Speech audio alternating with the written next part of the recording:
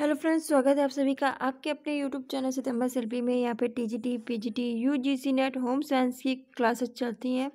Friends, आज हम लोग की फर्स्ट क्लास है रिवीजन की, जिसमें हम लोग महत्वपूर्ण प्रश्नों के बारे में चर्चा करेंगे। चलिए शुरू करते हैं आज की वीडियो। तो कार्य के अनुसार भोज्य तत्वों का वर्गीकरण। तो इसमें पहला आएगा ऊर्जा देने वाले भोज्य पदार्थ, दूसरा है आपका शरीर का निर्माण करने वाले भोज्य तत्व, और तीसरा है सुरक्षात्मक भोज्य तत्व जो हमको ऊर्जा प्रदान करते हैं। वो भोज्य तत्व कौन से हैं? तो आपका आ जाएगा कार्बोहाइड्रेट, जिसमें आएगा स्टार्च व शर्करा, वसा और प्रोटीन। ये क्या है? ऊर्जा देने वाले भोज्य पदार्थ। ठीक है। फिर आपका आता है शरीर निर्माणक भोज्य तत्व, तो इसमें आएगा प्रोटीन, खनिज तत्व और जल। फिर आपका आता है सुरक्षात्मक भोज्य तत्व, इसमें आएगा विटामिन, खनिज लवण, जल और प्रोटीन। ये क्वेश्चन आता है, बहुत पेपरों में पूछा गया है, इंपॉर्टेंट है, इसलिए देख लिए। फिर नेक्स्ट आता है ऊर्जा देने वाला प्रमुख तत्व कार्बोहाइड्रेट है। कार्बोहाइड्रेट के रूप में शर्करा व स्टार्च का ऊर्जा के रूप में अधिक प्रयोग होता है। ठीक है। फिर नेक्स्ट है कार्बोहाइड्रेट का 1 ग्राम 4 कैलोरी ऊर्जा देता है। तो कार्बोहाइड्रेट का 1 ग्राम कितनी कैलोरी ऊर्जा देता है? 4 ग्राम पूछा जाता है। दूसरा ऊर्जा देने वाला तत्व वसा है, और वसा का 1 ग्राम 9 कैलोरी ऊर्जा देता है। ठीक है।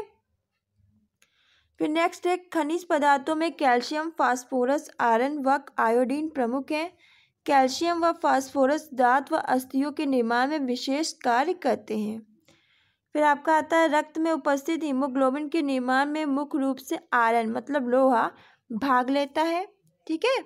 जो क्या होता है कि रक्त में उपस्थित हीमोग्लोबिन जो होता है उसके निर्माण में कौन मुख्य रूप से भाग लेता है? तो आयरन मतलब लोहा भाग लेता है। आयोडीन भी शरीर की एक प्रमुख ग्रंथि थायराइड का निर्माण करता है। ये क्वेश्चन बहुत पूछा जाता है। तो आयोडीन भी शरीर की एक प्रमुख ग्रंथि थायराइड का निर्माण करता है। ठीक है। खनिज लवण शरीर में अम्ल क्षार का संतुलन बनाए रखते हैं, पानी का संतुलन रखते हैं, रक्त परिवहन, हृदय की धड़कन तथा रक्त का थक्का जमना आदि क्रियाओं को नियंत्रित करना खनिज लवण का ही कार्य है। विटामिन ए विशेष रूप से त्वचा व आंखों को सुरक्षित रखते हैं। ठीक है। वनस्पति जगत से प्राप्त खाद्य पदार्थ कौन कौन से हैं? तो वनस्पति जगत से प्राप्त खाद्य पदार्थ हैं अनाज, दलहन वर्ग या दालें, कंद मूल, फल व सब्जियां, चीनी, गुड़, सूखे मेवे, तेल, औषधियां। ठीक है।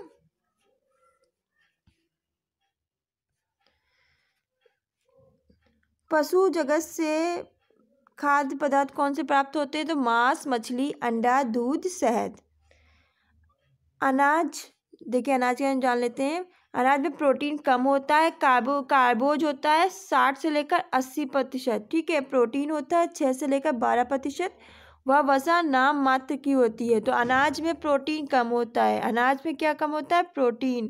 कार्बोज होती है इसमें 60 से लेकर 80%। प्रोटीन होगी इसमें 6 से लेकर 12%। ठीक है। वह वसा नाम मात्र होती है। खनिजों में अनाज में लोहा, सल्फर, फास्फोरस, चूना, सोडियम, मैग्नीशियम के लवण होते हैं।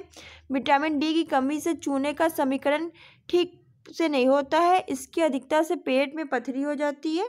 इसलिए जिस खाद्य पदार्थ में चूना पाया जाए उनके साथ ऐसे खाद्य द्रव्य को खाना चाहिए जिसमें विटामिन डी हो। तो क्या होता है कि विटामिन डी की कमी से चूने का समीकरण ठीक से नहीं हो पाता, इसलिए अधिकता होने से पेट में पथरी हो जाती है। तो क्या होता है? विटामिन डी के अधिकता होने से पेट की में पथरी हो जाती है। ठीक है। क्योंकि चूने का समीकरण ठीक से नहीं हो पाता है। इसलिए जिस खाद्य पदार्थ में चूना पाया जाए उनके साथ ऐसे खाद्य द्रव्य को खाना चाहिए जिसमें विटामिन डी हो। अनाज की संरचना बहुत पूछा जाता है, इंपॉर्टेंट, मोस्ट इम्पॉर्टेंट, बहुत अच्छी तरह देखिएगा। छिलका रचना, छिलके की रचना कैसी होती है? सेलुलोज से बनी होती है। इसमें विटामिन व खनिज तत्व पाए जाते हैं। ठीक है। छिलके की रचना किससे बनी होती है? सेलुलोज से। इसमें क्या पाया जाता है? विटामिन व खनिज तत्व। फिर एरोन में बीज का यह भाग प्रोटीन, थायमिन तथा फास्फोरस का बना होता है और छिलके के नीचे स्थित होता है। ठीक है।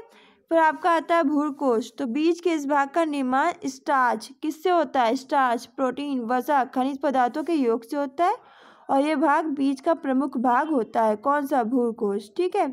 फिर जनन कोशिका बीज के अंकुरण वाला स्थान है। ठीक है। इसमें राइबोफ्लेविन अत्यधिक मात्रा में पाया जाता है। जनन कोशिका बीज के अंकुरण का स्थान होता है और इसमें कौन राइबोफ्लेविन अधिक मात्रा में पाया जाता है। ठीक है, फिर आपका आता है स्क्लेटम। यह उत्तकी संरचना है जो जनन कोशिका व भ्रूण कोश का कोर के यह उत्तकी संरचना है जो जनन कोशिका व भ्रूण कोश के मध्य स्थित होती है। ये पौधे के विकास में सहयोग देती है।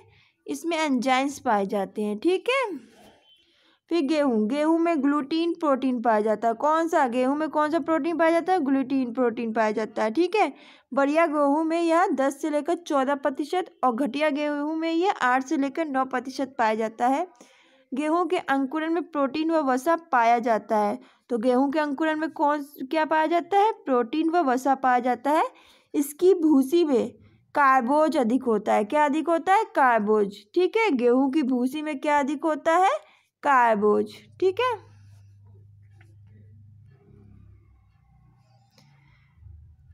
फिर चने के द्वारा हमें आयरन व प्रोटीन तत्वों की प्राप्ति होती है। तो चने के द्वारा हमें किसकी प्राप्ति होती है? आयरन और प्रोटीन तत्वों की प्राप्ति होती है। अंकुरित चने का प्रयोग शरीर को ऊर्जा व पौष्टिकता प्रदान करता है। जौ में खनिज द्रव्य की मात्रा अधिक होती है। जौ में किसकी मात्रा अधिक होती है? याद रखिएगा, ये छोटे छोटे क्वेश्चन पूछ लिए जाते हैं पेपर में, आप लोग गलत करके चले आते हैं। तो जौ में खनिज द्रव्य की मात्रा क्या होती है? अधिक।